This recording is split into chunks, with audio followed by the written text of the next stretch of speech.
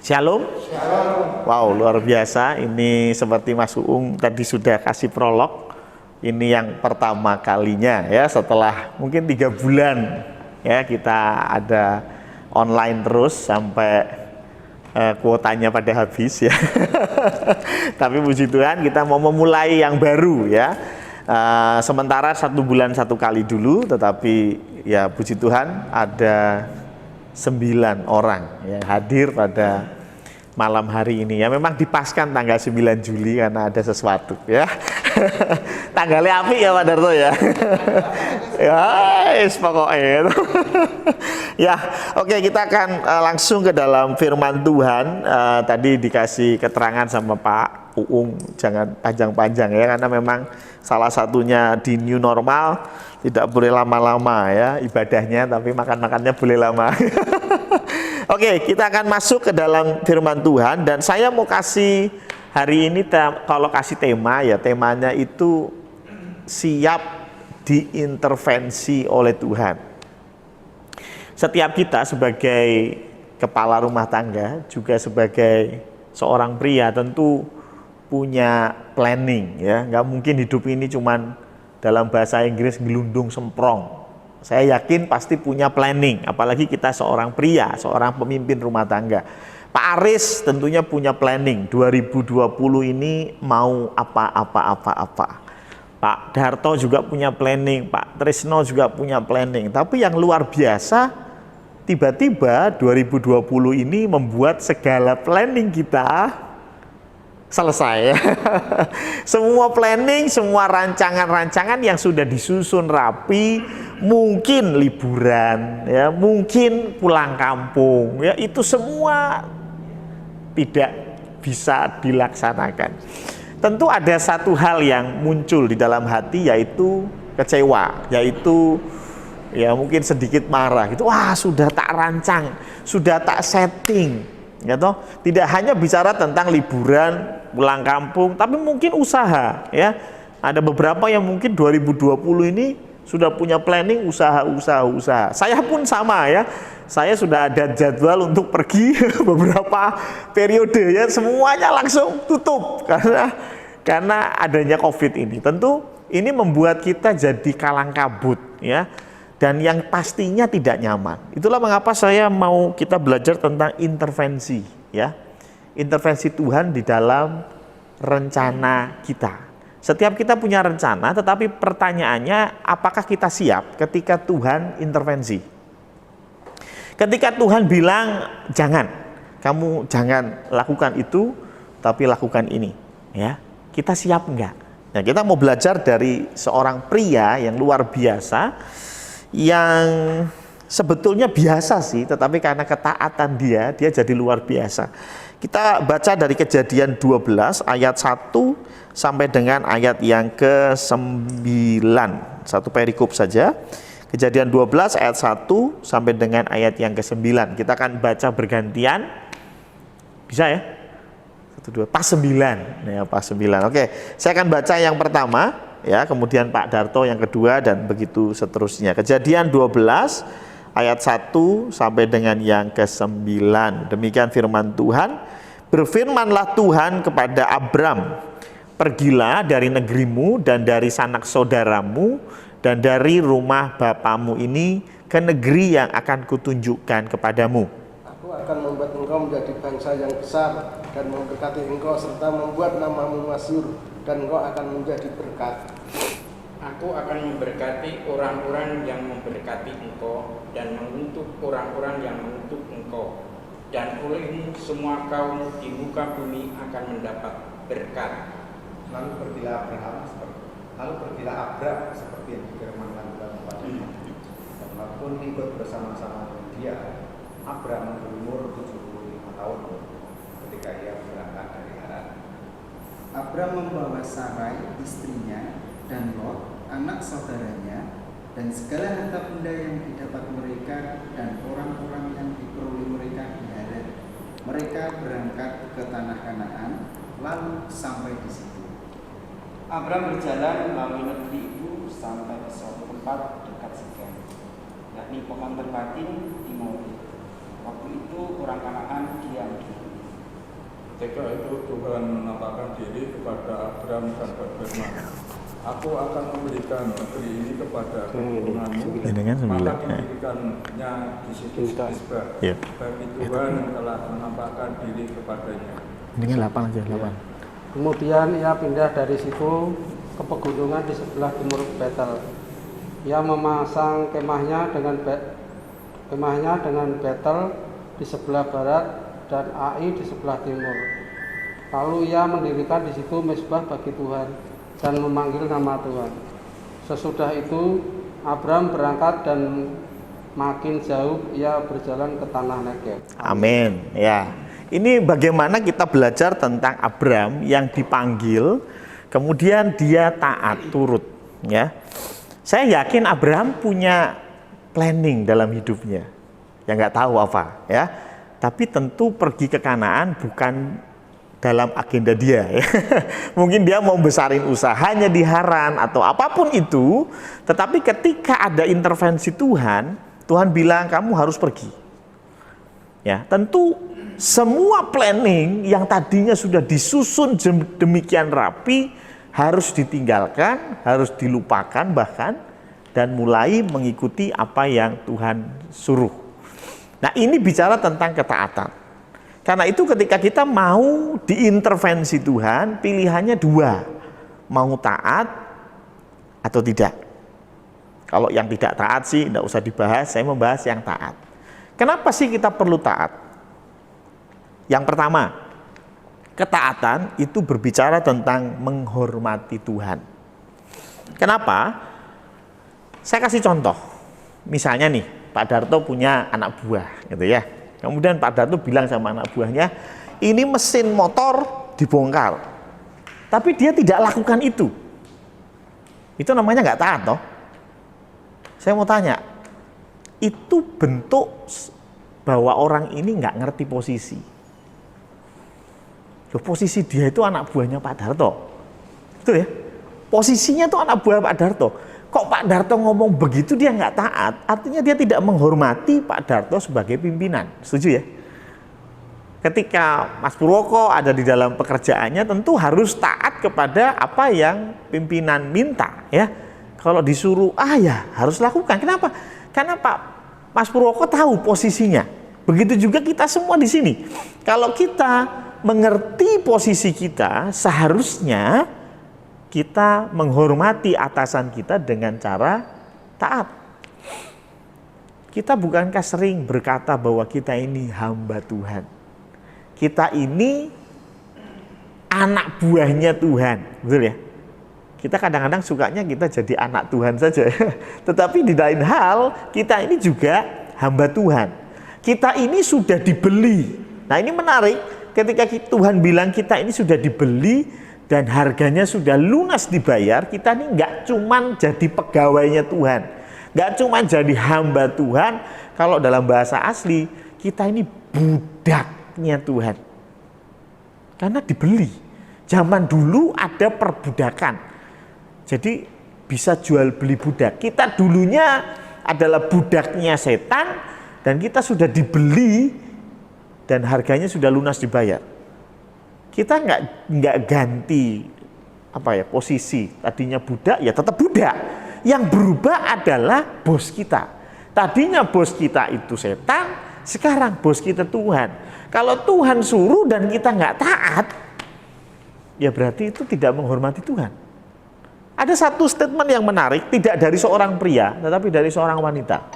Mari kita masuk ke perjanjian baru, yaitu Lukas 1 ayat 38. Hal yang sama, Lukas 1 ayat 38. Prolognya, Lukas ini bicara tentang Maria, bukan Maria putrinya Pak Aris ya. Tapi Maria, Bunda Maria. Bunda Maria posisinya dia sudah bertunangan dengan si ganteng yang namanya Yusuf. Saya mau tanya, kalau seorang wanita sudah punya tunangan namanya Yusuf, kira-kira dia punya planning nggak? Pasti ya. Udah punya cita-cita, udah bisa bayangin, wah nanti kalau nikah sama Yusuf, bulan madu gitu, ke Wonogiri ya. Tentunya sudah punya 1001 acara mungkin ya. Mungkin wah saya mau menikahnya nanti begini begitu. Wah yang diundang siapa aja? Mungkin saya nggak tahu ya. Tapi intinya Maria tentu punya planning, tentu punya rancangan untuk hidupnya ke depan. Tetapi di hari itu ada malaikat Gabriel yang bilang engkau akan mengandung oleh Roh Kudus. Ini dua pilihan, dia mau taat atau tidak. Tapi ketika Maria memutuskan dia mau taat, ayat 38 berkata begini, kata Maria, sesungguhnya aku ini adalah hamba Tuhan. Jadilah padaku menurut perkataanmu itu, lalu malaikat itu meninggalkan dia. Jadi kita jangan sampai lupa posisi kita. Sekaya apapun Anda, setinggi apapun pangkat Anda, sehebat apapun engkau dipandang oleh masyarakat, ingat posisi kita di hadapan Tuhan itu hamba. Kalau kita mengerti posisi kita dan Tuhan suruh sesuatu, itu ketaatan adalah menghormati siapa yang menyuruh. Ya. Ketika Tuhan suruh sesuatu yang sulit, ya, biasanya yang sering dikutip adalah ampunilah musuhmu, ya toh? Berdoalah bagi mereka yang menganiaya kamu. Aduh, itu sulit. Tetapi karena Tuhan yang suruh dan kita sadar kita adalah hamba Tuhan. Orang sombong sulit untuk taat. Ya. Kalau kita merasa nggak bisa Tuhan, saya ini gembala, Gia Condrokusumo, saya yang pimpin. Wah, masa saya harus mengampuni orang? Waduh, ya. Ini berarti sombongnya mulai muncul dan kita lupa seperti khotbah siapa ya, Pak Aris kayaknya ya, bahwa semua itu milik Tuhan, ya. Semua itu milik Tuhan, ya. Kita harus sadar dulu bahwa kita adalah hamba Tuhan. Kalau kita sadar kita adalah hamba, kita sadar posisi kita, lebih mudah kita untuk berlaku taat. Yang kedua, taat itu juga bicara tentang beriman. Ya. Beriman kepada siapa? Kepada Tuhan. Makanya Abraham diangkat menjadi bapak orang berduit. Salah. Bapak orang beriman. Walaupun Abraham berduit. Abraham kaya loh ya. Abraham kaya ya.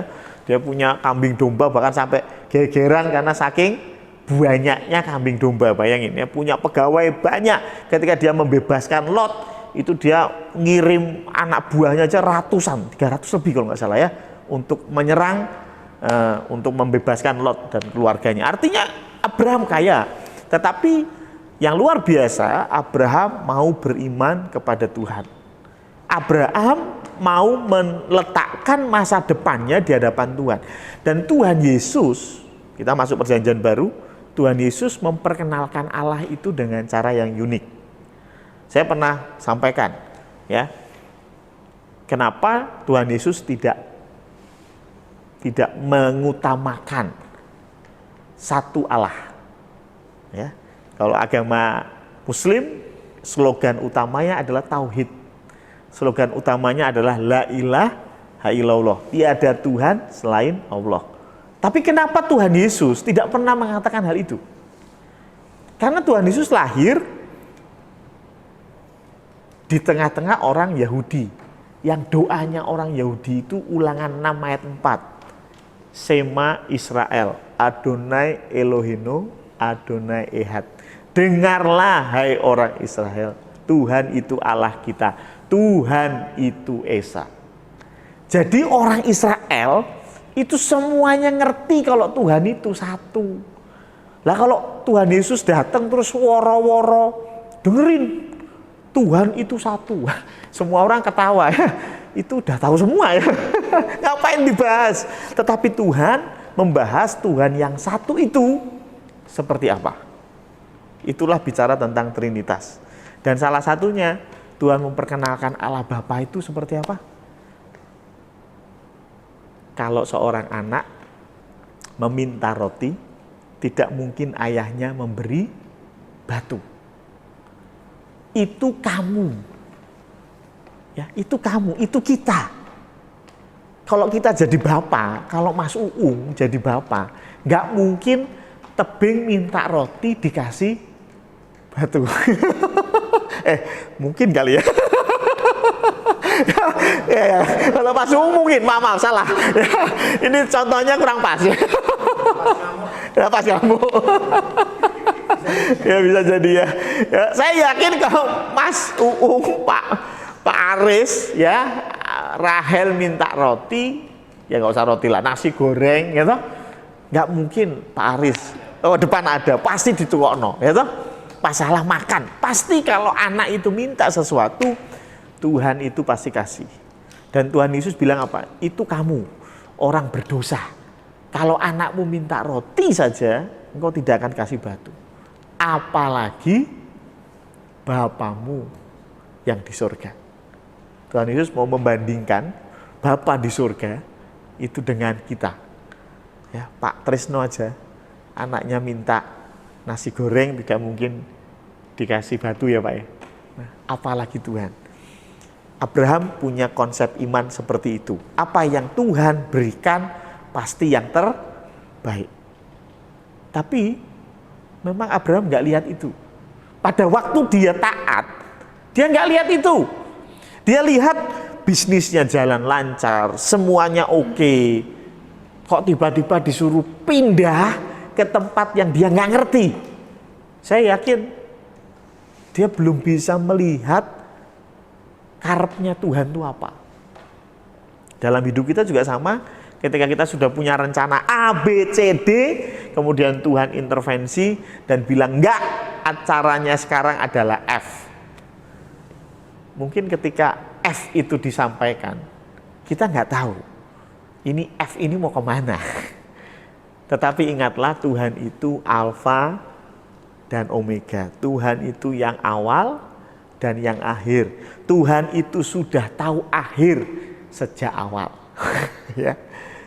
Jadi Tuhan itu sudah tahu kalau saya kasih rancangan A, endingnya di mana. Rancangan B, endingnya di mana. Tuhan sudah tahu dan Tuhan berikan yang terbaik.